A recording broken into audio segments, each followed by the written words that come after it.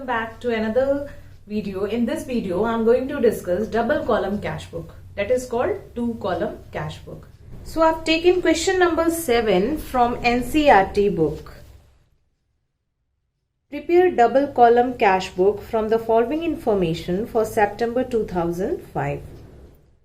Cash in hand is given on 1st September and on the same date bank overdraft is also given. So cash in hand 7500, bank overdraft 3500. ठीक है. So cash का balance और bank का negative balance given है. ठीक है. Cash का positive balance है और बैंक का नेगेटिव बैलेंस गिवन है 3500. Bank overdraft means negative balance of bank. Then paid wages कुछ नहीं मेंशन है, यानी कि कैश में पेड हुआ है. फिर कैश सेल्स है. Cash sales means cash realise हुआ है हमें. Cash deposited into bank.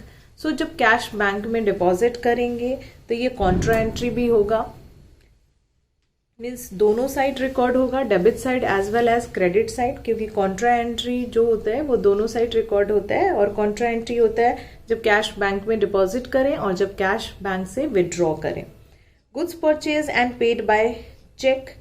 सो परचेज किया गुड्स हमने और पेमेंट फिर हमारा चेक से हुआ है. इट मीन्स कि बैंक यूज हुआ है यहाँ पे.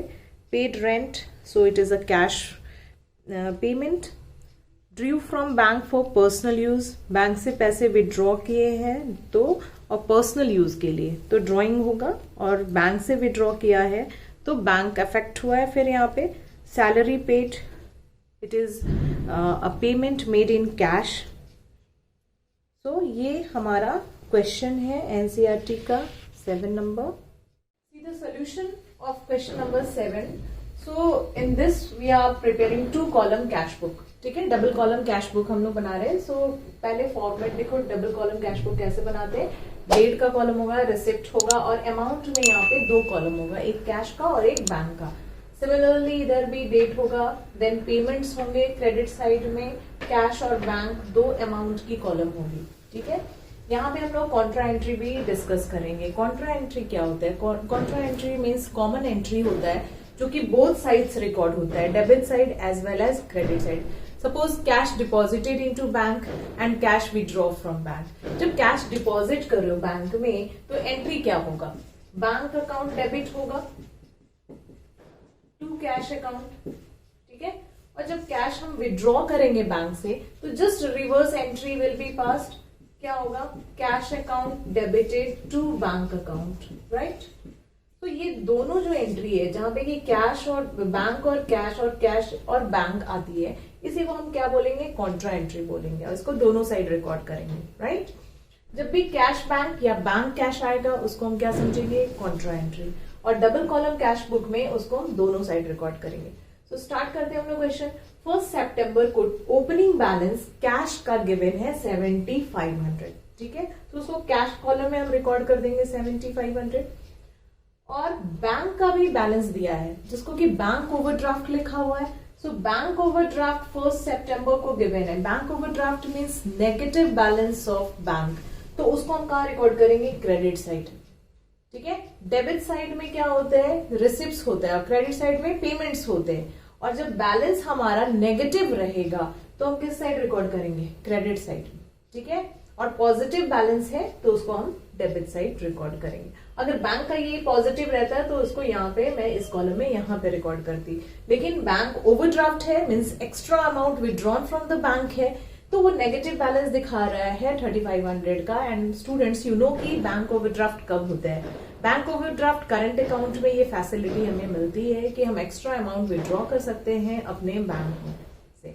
ठीक है. सेविंग में ये फैसिलिटी आपकी नहीं होती है. तो यहाँ पे बैंक ओवरड्राफ्ट था तो ओपनिंग बैलेंस ऑफ बैंक जो है वो नेगेटिव दिखा रहा है 3500. That you will show in the credit side of your cash book. Okay. Next आता है हमारा थर्ड को हमने वेजेस पे किया. तो वेजेस हमने किस में पे किया? कैश में. इफ नथिंग इज मेंशन कि कैश में हुआ कि बैंक में हुआ तो हम उसको क्या यूज करें? क्या सपोज करेंगे? सपोज करेंगे कि कैश में ही पेमेंट हुआ है. तो वेजेस हमारा कैश में पे हुआ है इसलिए पेमेंट साइड हमने मींस क्रेडिट साइड हमने शो किया कैश कॉलम में. अगर यही वेजेस चेक से पेमेंट होता तो उसको मैं यहाँ पे रिकॉर्ड करती. करेक्ट. नेक्स्ट है फिफ्थ को सेल्स हुआ है, कैश सेल्स हुआ है, तो उसको हमने किधर दिखाया है, डेबिट साइड में दिखाया है। कौन से कॉलम में दिखाया है, कैश में। Again there is inflow of cash, so whenever there is inflow of cash or bank, you will show it in the debit side, and outflow of cash or bank will be shown in the credit side. So यहाँ पे cash sales हुआ है 7,000, so we have shown in the debit side. Then on 10th September क्या हुआ है, cash deposited into bank हुआ है, तो entry क्या होगा, bank account debited to cash account. So जब भी bank to cash या cash to bank होगा तो contra entry होगा, means it will be recorded both sides in both sides of the cash book. तो यहाँ पे 10 सितंबर देखो, यहाँ पे 10 सितंबर इधर भी रिकॉर्ड हुआ है, इधर भी रिकॉर्ड हुआ है, दोनों साइड रिकॉर्ड हुआ है, and it is denoted by सी।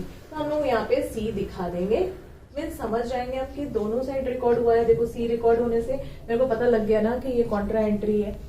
हाँ, अब इसको लिखने का क्या मेथड है वो मैं बताती हूँ। पहले हमने एंट्री को फिल कर दिया, यहाँ पे बैंक को डेबिट किया, ठीक है ना, by denotes your debit. So bank यहाँ रिकॉर्ड करेंगे और कैश यहाँ पे रिकॉर्ड करेंगे, एंड यहाँ पे हम सिंबल भी दे देंगे, कॉन्ट्रा एंट्री है दोनों साइड में। और जब हम यहाँ पे बैंक रिकॉर्ड करेंगे तो amount will be shown in the cash column, ठीक है। यहाँ मैंने बैंक लिखा है but amount I have shown in the cash column, and here I have written cash, और अमाउंट कहाँ रिकॉर्ड किया हुआ, बैंक कॉलम में। क्लियर? तो इस तरीके से हमें अपोजिट करना है, जब बैंक लिखना है तो अमाउंट कैश कॉलम में लिखनी है, और जब कैश लिखेंगे तो amount will be shown in the bank column. Correct? Next उसके बाद आता है there is a purchase, but कैसा परचेज हुआ है, ठीक है। परचेज करोगे तो कैश का आउटफ्लो होगा, बट यहाँ पे कैश में परचेज नहीं हुआ है, it cheque is being used for purchases. तो चेक से हमने जब भी पेमेंट किया है कोई परचेज को तो हमारा बैंक बैलेंस रिड्यूस होगा। सो यहाँ पे हम बैंक के payment side, bank column of the cash book के पेमेंट साइड में हम शो करेंगे, राइट। देन रेंट पेड हुआ है, तो रेंट पे हुआ है कैश में, तो कैश कॉलम इफेक्ट होगा, तो कैश कॉलम में हमने शो किया है। देन ड्रॉइंग हुआ है फ्रॉम बैंक, ठीक है, ड्रॉइंग हुआ है बैंक से, तो यहाँ पे ड्रॉइंग हमने बाय ड्रॉइंग किया और बैंक बैलेंस हमारा रिड्यूस हुआ, ठीक है ना। मीन्स बैंक कॉलम हमारा इफेक्ट हुआ है ड्रॉइंग होने से, क्योंकि हमने बैंक से भी ड्रॉ किया है फॉर पर्सनल यूज, तो बैंक कॉलम इफेक्ट हुआ है, so we will show in the bank column, right. अगर वही कैश ड्रॉइंग होता बिजनेस से तो फिर हम यहाँ पे इस कॉलम में शो करते, राइट।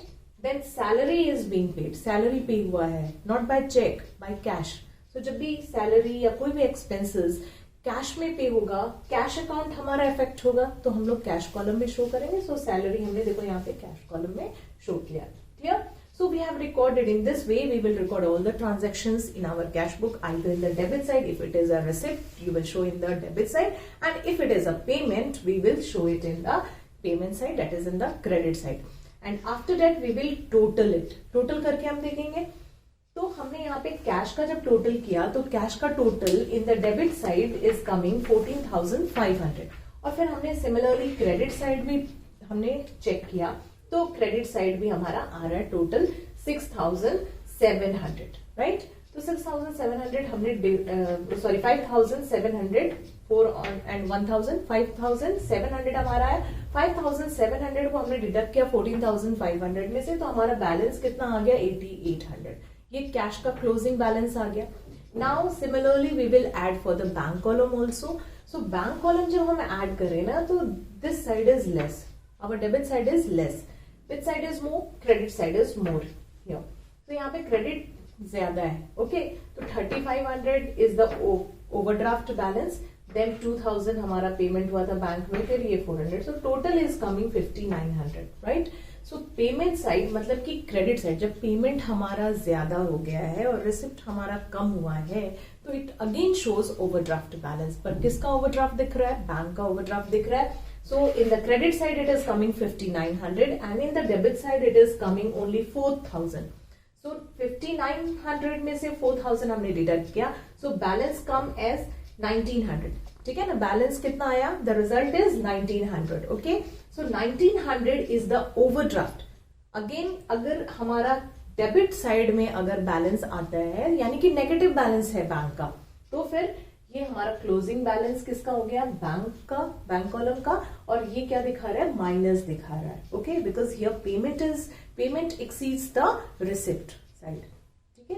तो ऐसा नहीं है, डोंट थिंक कि हमारा क्लोजिंग बैलेंस इसी साइड आएगा, इस साइड नहीं आ सकता है। बहुत बच्चों का ऐसा कंफ्यूजन हो जाता है कि हमारा सारा मीन्स क्लोजिंग बैलेंस इधर ही आएगा। No, it's not like that. अगर आपका पेमेंट एक्सीड करता है आपके रिसिप्ट्स को, तो आपका balance will appear in the debit side, right? तो उसको फिर हम इधर दिखाएंगे, ठीक है? So I have written here the balancing figure for the cash is 8800 and for the bank is 1900, which shows bank overdraft.